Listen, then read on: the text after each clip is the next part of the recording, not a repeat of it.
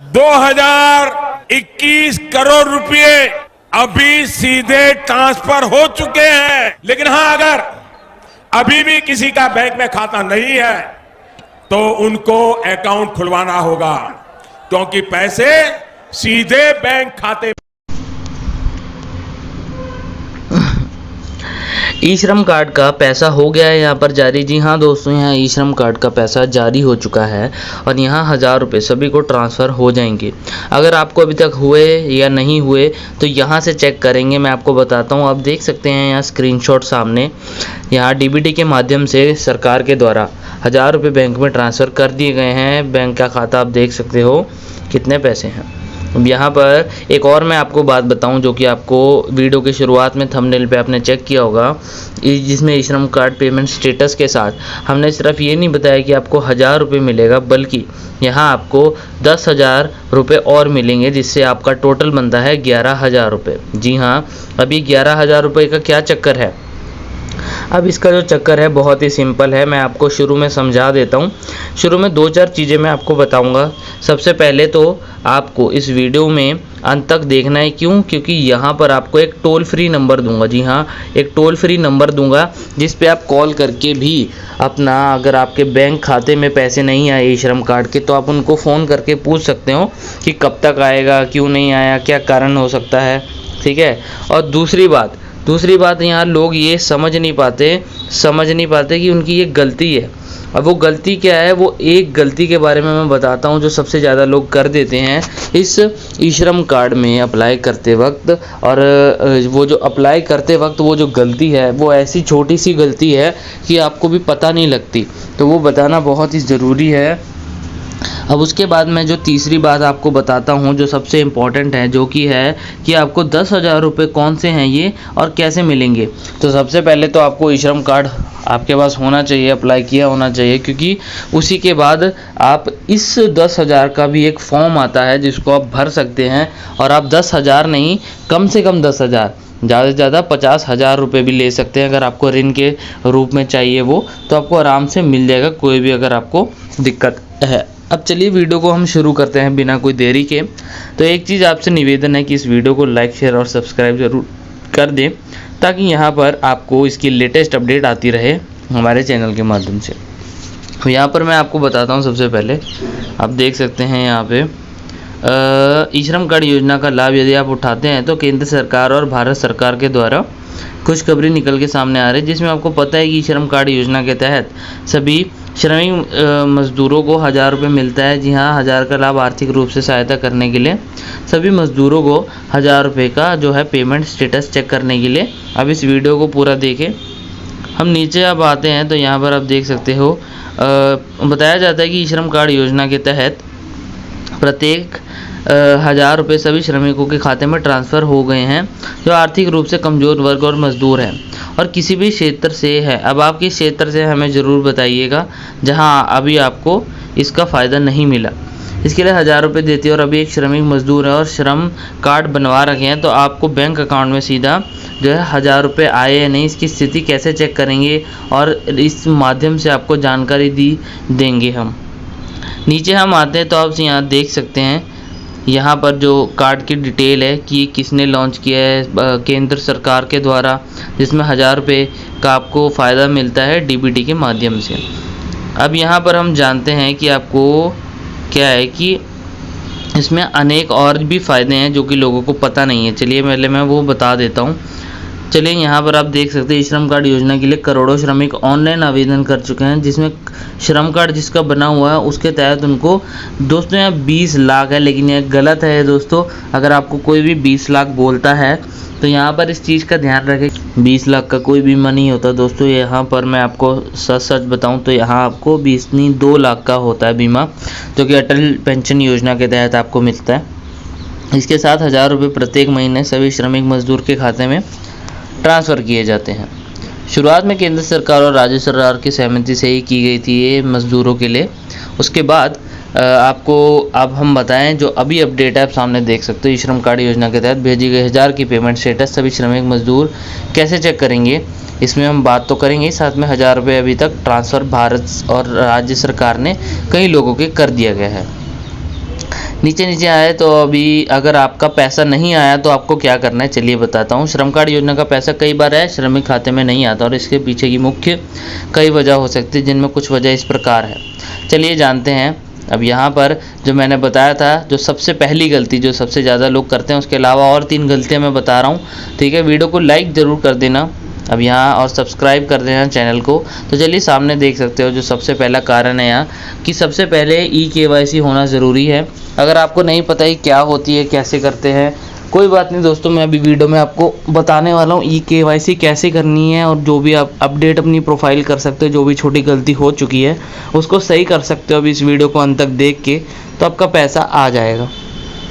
वर्तमान खाता को अपडेट करना है, ठीक है, और बैंक अकाउंट डिटेल अपडेट करनी है, अगले किस्त आने तक का इंतज़ार करना है। ये चारों चीज़ें कैसे करनी है मैं अब आपको बताऊंगा, लेकिन पहले यहाँ पर स्टेटस कैसे चेक करना है ये ज़रूर जान ले अगर आपका पैसा यहाँ अभी तक नहीं आया। ई श्रम कार्ड जो के तहत भेजी जाने वाली 1000 की पेमेंट स्टेटस अगर आपके यहाँ PMF की वेबसाइट के माध्यम से चेक कर सकते हैं। अगर आपके यहाँ नहीं आया तो आपको क्या करना है, ऑफिशियल वेबसाइट पे जाना है, जिसका जो लिंक है हमारे इसके डिस्क्रिप्शन में मिल जाएगा आपको। उसके बाद यहाँ पर चेक करके आप चेक योर पेमेंट स्टेटस पे क्लिक करने के बाद आप बैंक अकाउंट डिटेल दर्ज कीजिए और बस उसके बाद सबमिट करने के बाद आपको पता लग जाएगा। अब यहाँ पर मैं आपको बताता हूँ कि आप कैसे ई-KYC कर सकते हैं सारी गलतियाँ सुधार के। उसके बाद आपको बताऊँगा वो फॉर्म के बारे में जिससे आप 10 से 50 हज़ार का फ़ायदा ले सकते हैं। सामने आप देख सकते हो, आपको गूगल पे ई श्रम सर्च करके जो पहली आधिकारिक पोर्टल आता है उस पर क्लिक करना है। तो वो सामने कुछ ऐसा दिखाई देता है। जैसे आप ishram.gov.in या फिर ई श्रम भी लिखते हो या फिर बोल के भी सर्च करते हो, ठीक है, गूगल पे, तो आप देख सकते हो सामने रजिस्टर ऑन ई श्रम करके आपको बटन पे क्लिक करना है और यहाँ आपके पास UAN नंबर आता है। अब ये UAN नंबर क्या है, अगर जिसने अप्लाई किया होता है उनके पास ये UAN नंबर होता है। तो ठीक है, अप्लाई करने के लिए आपको क्या है, अपना अप्लाई दूसरे ऑप्शन पे क्लिक करके अप्लाई कर सकते हो, वरना अपडेट करने के लिए आपके पास जिनके पास अप्लाई किया होता है उनके पास UAN नंबर पहले से होता है। वरना यहाँ आप देख सकते हो UAN नंबर नहीं है तो सामने आपको अपडेट करके मोबाइल नंबर डालो और कैप्चा डालो, OTP आएगा, ठीक है। जैसे मैंने बताया वापस से आप देख सकते हो 10-20 सेकंड पीछे करके आपको मोबाइल नंबर डालना है, OTP डालना है जो आएगा और सबमिट करना है। अब जैसे आप ये कर देते हो आपको अपना 12 अंकों का आधार कार्ड नंबर डालना है। अब याद रखें ये आप तब तक नहीं कर सकते जब तक आपका आधार कार्ड आपके मोबाइल नंबर से लिंक नहीं होता। जी हाँ, ये गलती लोग बहुत ज़्यादा कर देते हैं कि उनका आधार कार्ड जो है मोबाइल नंबर से लिंक नहीं होता और बाद में अप्लाई करते हैं और फिर बाद में कमेंट्स में गालियाँ देते हैं कि ये सब कुछ झूठ है, अप्लाई होता नहीं है, ठीक है, फेक है। लेकिन ऐसा नहीं है, क्योंकि यहाँ हमने काफ़ी लोगों को अप्लाई कराया और हम लोगों को यहाँ कमेंट्स भी आए हैं कि हम उन लोगों को इस महीने की 10-12 तारीख को पैसे भी मिले। अब यहाँ जैसे ही सारी डिटेल भरते हो तो आपके सामने सारी डिटेल खुल के आ जाती है। आप सामने देख सकते हो आधार कार्ड यहाँ जैसे डालते हो कुछ ऐसा करके आएगा। यहाँ हम फ़ोटो छुपाई हुई है, लेकिन जब आप अप्लाई करते हो तो यहाँ आपके आधार कार्ड फ़ोटो, आपका आधार नंबर, आपका नाम, सारी डिटेल सामने आ जाती है, ठीक है। अब यहाँ पर आपको क्या करना है, वो जो बॉक्स बना है उस पर टिक करके आपको आगे ये जो है बॉक्स, इस पर आपको क्या है कि आपको टिक करके आगे बढ़ना है, ठीक है। इस पर आपको अपडेट ई-KYC करना है। अब ई-KYC अगर यहाँ उनके लिए है जो अप्लाई करने के बाद भी यहाँ पर जो है इनमें कोई चेंजेस जो उन्होंने गलतियाँ कर दी है, मान लीजिए बैंक खाता हो गया या ई-KYC नहीं कर पाए, ठीक है। ई-KYC करने के लिए यहाँ सबसे बढ़िया जो प्रोसेस है मैं बताता हूँ आपको। जो मेन अप्लाई का प्रोसेस है वो भी बहुत सिंपल है।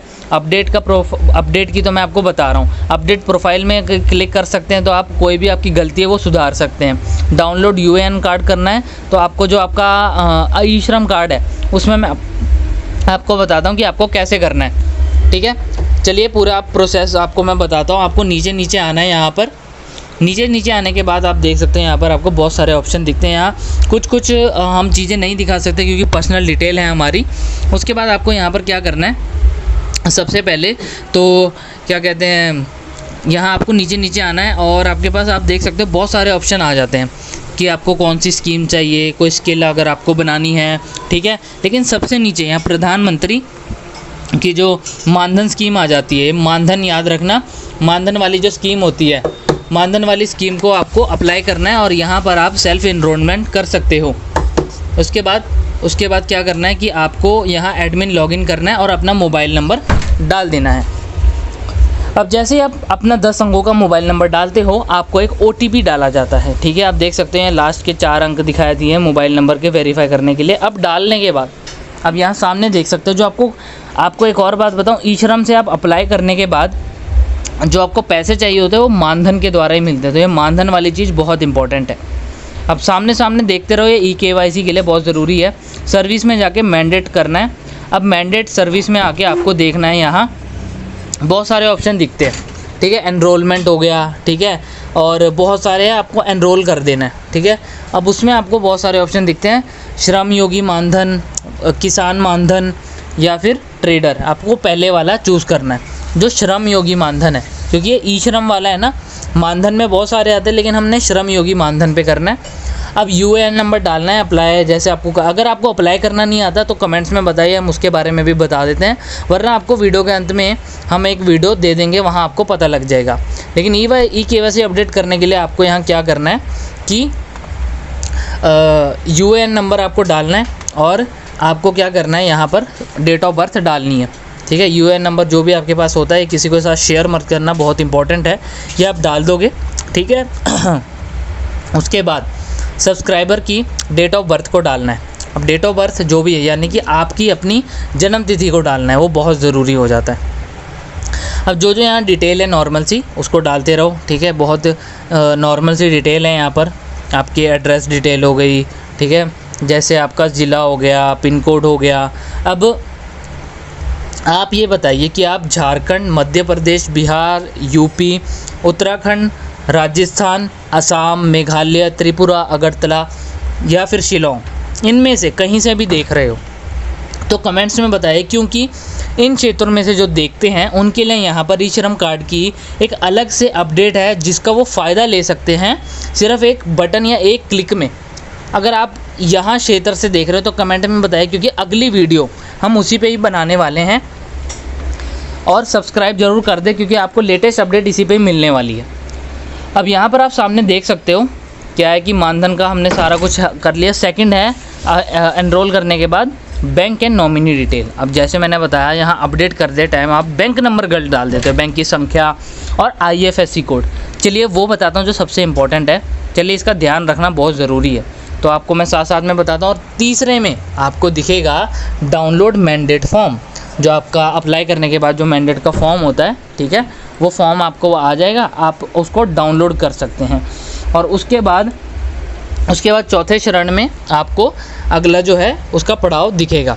अब मैं आपको एक पड़ाव दर पड़ाव बताता रहूँगा ताकि आपको भी आसानी रहे। अगर आपको इस वीडियो में कुछ भी चीज़ नहीं समझ आई तो आप एक काम कर सकते हैं, अपने नज़दीकी कोई CSC केंद्र में जाके उनको दिखा सकते हैं, ठीक है। और वो ये वीडियो देख के आप डाउनलोड कर लो या शेयर कर दो उन्हें, तो वो ईज़िली याद रखेंगे और देख के समझ जाएंगे।